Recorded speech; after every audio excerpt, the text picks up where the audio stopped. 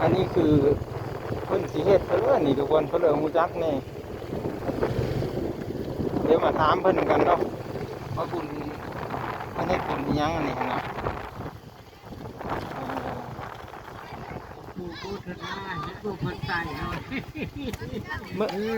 มื้อเลอก็บุญบ้านเจ้านี่ครับ วันที่12 มื้อนี้วันที่แล้วก็ วันที่9ที่เก้าเลยเนาะ12บุญยังอันนี้ฮะ ประเวท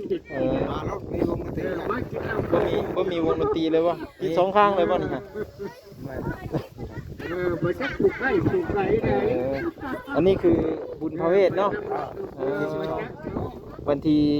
13 12อันนี้บ้านยังอันนี้ฮะ คำผักหวานน้อย คำพักหวานน้อย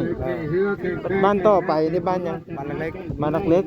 อันนี้ขึ้นกับเมืองยังอันนี้ ๆเมืองจำพร อ๋อเมืองจำพรเนาะบ้านลักบ้านคำพักหวานน้อยอันนี้วัดเพิ่นอยู่ไสอันนี้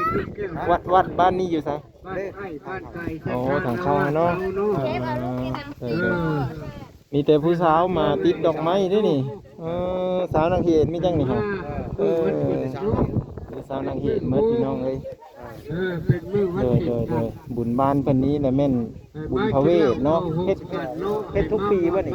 มาได้สองปีนี่ไปหามา สอง ไว้ ปี ปีห เนาะ น้าก็จบนะ โดยอันนี้ชื่ออะไรนี่ฮะ วัดนาเนาะ สาวเตยเนาะนี่เด้ หน่อยโอ้ยถ้าบุญกันคำผักหวาน การผูกพระแพทย์บ่นี่เนี่ยเนาะโอ้คือว่าพระแพทย์ซะดอกโดยขอบใจเด้อ มาเท่าบ่ได้กินทุกคนไม่หวาน โอ้จุดนี้งานสำคัญ ลูกหลานน้ำลูกเที่ยวหลานเขยเฮาลูกคนเหนือลูกใต้ไปน้ำลูกน้ำเพื่อคนเหนือลูกใต้ คนใส่บาตรกันได้บ่ ให้อยู่ดี เอาบุญทางค้าไปแล้วค้ากลับมาพี่น้องมื้อนี้อัน ให้ได้เป็น แม่นเพิ่นเฮ็ดบุญก็เลยมาแวะผ่านทางพ่อแม่พี่น้องก็เลยเห็นเพิ่นเฮ็ดบุญเนาะพี่น้องเฮา ใช่ เป็นหักเป็นแท่งเป็นลูกแก้วหลานเขยเนาะ เป็นที่สองบ่นี่ ไปพุทธกินผามาเพ่งกินเก็บสัทธานาวาสไปน้ำหลวดน้ำเพื่ กัน อ ที่ห้าได้พี่น้อง เขา เด้อ ก็แวกกูเท่ายุ่มมันก็บ่มีคนนึกกดเคยเลยเนาะ ประมาณนี้ทุกคน คันเฮาแวกเฮาเท่ากันได้เถื่อมันก็ได้เป็นผีเป็นน้องเป็นหักเป็นแพงกัน